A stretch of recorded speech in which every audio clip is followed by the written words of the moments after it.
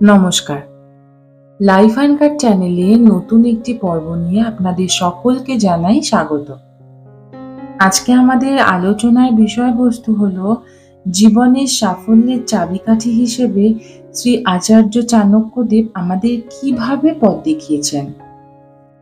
আচার্য চাণক্য ছিলেন প্রাচীন ভারতের অন্যতম শ্রেষ্ঠ পণ্ডিত। তিনি নিজের রচিত চাণক্য নীতিতে জীবনের নানা দিক নিয়ে উপদেশ ও পরামর্শ দিয়েছেন।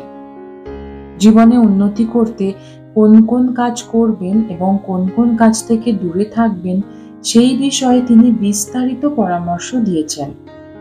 তার এইসব পরামর্শ জীবনে সাফল্য পাওয়ার চাবিকাঠি বলে মনে করা হয়। চলুন আমরা জেনে নিই আচার্য চাণক্যের মহামূল্যবান উপদেশ। জঙ্গলে সোজা গাছকে কেটে ফেলা হয়, কিন্তু ঝুঁকে পড়া গাছ দাঁড়িয়ে থাকে। চাণক্য বলেছেন যে জীবনে খুব বেশি সোজাসাপটা না হওয়াই ভালো। জীবনে প্রয়োজন মতো কখনো কখনো ঝোঁকাও জরুরি। যেমন জঙ্গলে যে গাছগুলি সোজা উঠেছে সেগুলিকেই কিন্তু আগে কেটে ফেলা হয়, একটু ঝোঁকা গাছ কাটা হয় না।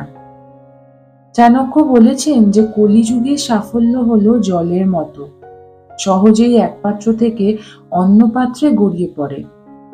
তাই জীবনে বুদ্ধি করে চলার পরামর্শ দিয়েছেন তিনি। সব সময় নিজের মতে অনড় না থেকে প্রয়োজন পড়লে নমনীয় হতে হবে। সঠিক সময়ে সঠিক কাজটি আমাদের করতে হবে। আপনি যদি নিজের ভবিষ্যৎকে সুন্দর করে সাজাতে চান, তাহলে সঠিক সময়ে সঠিক কাজ করা জরুরি এবং সঠিক বন্ধু বেছে নেওয়া দরকার। কোনো কাজ করার সময় সঠিক স্থান, তার সময় ও অর্থ উপার্জনের সঠিক উপায় আপনাকে বেছে নিতে হবে। এর পাশাপাশি অর্থ এবং নিজের এনার্জি কোথায় কতটা খরচ করবেন তাও আপনাকে সঠিকভাবে সিদ্ধান্ত নিতে হবে। তবেই জীবনে সাফল্য লাভ করা সম্ভব। সত্যকে কখনোই ত্যাগ নয়। জীবনে চটজলদি সাফল্য পেতে আমরা অনেক সময় সত্যকে পরিত্যাগ করি। সত্যকে পরিত্যাগ করে মিথ্যের আশ্রয় নিয়ে যে সাফল্য পাওয়া যায় তা চিরস্থায়ী হয় না। নিজের রচিত শ্লোকে চাণক্য বলেছেন, যে ব্যক্তি সবকিছু পাওয়ার লোভ করেন তিনি সত্যকে ত্যাগ করেন। যে নিশ্চিত অর্থাৎ সঠিককে ছেড়ে অনিশ্চিতের আশ্রয় নেয় তার সত্যও নষ্ট হয়ে যায়। তাই যখন কোনো সিদ্ধান্ত নেবেন তখন কোনটা ঠিক এবং কোনটা ভুল তা আগে বিচার করে নিন। কর্ম ও গুণের প্রভাব।